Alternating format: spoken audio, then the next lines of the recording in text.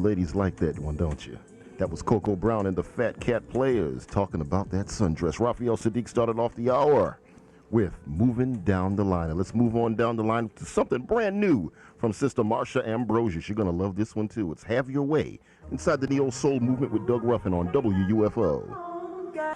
The Neo Soul Movement.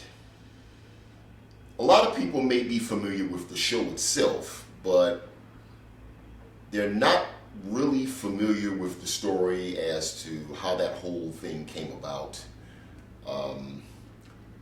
I'd have to say, going all the way, if I was to go back to the very beginning, the concept for the Neo Soul Movement brand really originated when I actually started working in radio at 93.7 WBLK back in the spring of 2000. And just to bring people up to speed in case they don't know, when I started at WBLK, I worked on the overnight shift. And part of the way that the overnight shift works is that's the particular show where if a new artist is coming out with new music, then that's pretty much where the music is tested, just to see how it works out with that particular audience and to see how it goes throughout the industry. And based on the popularity of it, it's pretty much moved into the day part later on. And around the time that I was there, this was in April of 2000, this was around the same time that artists like India Ari and Jill Scott and Music Soul Child and Glenn Lewis and Javier and Anthony Hamilton and Anthony David and many others. This is right around the time that many of these artists were starting to come out on the scene, and many times I would find myself when I'm on the overnight shift playing a great deal of their music back to back to back to back. So it almost was the overnight shift that I worked on kind of sort of had that neo soul vibe to it, because the program director, who at the time was Skip Dillard, he would also program music from Maxwell and D'Angelo and Erykah Badu, many of the more already established artists, that their music would also be incorporated into the show. So that's really where a lot of that began. And during that period of time that I was on it, it was the show became very popular and really resonated with a lot of people that, at their jobs that worked on the third shift or might have been up that late at night, doing whatever. And fast forward from 2000 till about 2008, I had already launched my business, my company, Urban Legacy Filmworks, 1 year earlier, and I was working at the time at radio station WUFO, 1080 AM WUFO, and I was looking for different vehicles, not really for WUFO at the time, but for my company, Urban Legacy Filmworks, and I was researching podcasting, and as an experiment, I got some music from the internet, some music from some of the artists that I had mentioned earlier, as well as music from a very, very popular artist who most would say is the king of neo soul, the undisputed king of neo soul, Eric Roberson. And I incorporated took a lot of his music, and I started my own podcast. Only did a few episodes here and there, called the Neo Soul Movement. And it was on two websites at the time. It was on Podbean as well as Podomatic. So I only did a few episodes of the podcast, mainly starting out on Podbean. And got a few responses here and there. And by 2009, I kind of had fallen out of the whole radio thing and gotten into reporting on television, doing a short stint as a video journalist reporting on the local news. And then about almost 2 years later, in 2011, I decided to start the podcast up in January of 2011, and we went to a new site on Podomatic.com, and I did about maybe 4, 5, or 6 episodes of it. It wasn't really that many, and the response to that was tremendous. I think Podomatic had a little bit more traffic to it. It was more thorough of a podcasting site. It had a lot more of the music podcast to it, and so I think that's many people did a lot of their, because on that site many people did a lot of their mix shows with hip hop and R&B.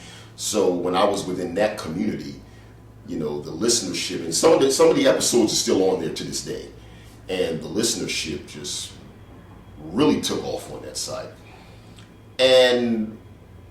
But things really turned a corner in the spring of 2011 when I was contacted by the program director at the time at WUFO, Lee Pettigrew, and they were looking for a different flavor to put on the radio station, and asked me if I would be interested in putting the Neo Soul Movement show on their airwaves. And wow, I jumped at that idea, and what Neo Soul Movement wound up becoming the very first Neo Soul show of its kind to be broadcast locally in the Buffalo area on the radio, on terrestrial radio.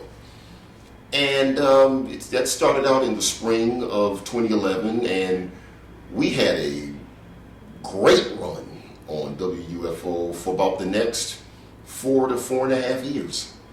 And played a lot of music. We played a great deal of Eric Roberson's music. We were the only radio station to even play his music. We played music from Eric. We played a lot of Guapale's music. Naturally, some of her music started to transfer over to some of the other stations in the area as well. We introduced a lot of artists. We also played the music of many local artists like Drea Deneur and Quadir Latif and Bentley as well. And we highlighted some of the talent that was coming up within the Buffalo area. They also had a musical showcase called, I want to give a shout out, they had a showcase called Neo Soul Tuesdays, which was starting in the area, I believe, in 2012. I think that's when they started, and we connected with some of those artists and highlighted them and interviewed them on the radio show as well, and also highlighted some of the up-and-coming urban professionals that were doing a lot of great things in the area as well. We had a segment called the Spoken Word Spotlight, where we showcased the poetry of some of the hottest spoken word artists within the Buffalo and Western New York area. So it was a really, really great vehicle for the period of time that it was on the air. We also I didn't put as much into it at the time, but there was a Neo Soul Movement television show. It was a music video TV show. And I have to honestly say, it was on the public access channel, and like I said, it really was not honestly a serious show. It was more of a filler type show, because I was starting to wind down as a public access television producer at that particular time. This was in 2011 as well. So there was only a few episodes of the television show, and it mainly showcased a lot of the different music videos. So I never really expanded on it. And the reason why it was never really expanded on is because, you know, we're getting into the late 2000s, and, you know, social media was starting to really take shape and had pretty much come full circle across the world. And the concept, honestly, of the music video show was starting to become somewhat passé. I believe, you know, nowadays, if most people want to look at a music video, I mean, hell, all you got to do is go on YouTube and bring it up, and boom, it's right there. You even got Facebook videos of it now. So there's other ways. You don't have to really look at a television show and sit there and wait for your favorite video to come on TV. You can, everything is microwave now. It's boom, it's instant, right there in front of your face. So I didn't really see where the television show itself would have been a benefit. It had it, I would say that it had its run. I mean, I pretty much took it off the air around 2015, 2015, I believe. It was pretty much when it, no, 2014, I'm sorry. 2014 was when it was pretty much ended its run. And I'd have to say it ended at a pretty decent time. It never really played itself out. So there's certainly, and many of the artists are still out here and are still as hot as they were before. So there's always a chance that it could make a comeback, maybe. I mean, but even if it didn't, you know, it was here, it did what it was supposed to do, and it was a really good run. It's one of the projects and endeavors that I'm definitely very proud of, and is proud to have created and produced and had a lot of fun with as well. So the Neo Soul movement was a wonderful, wonderful brand.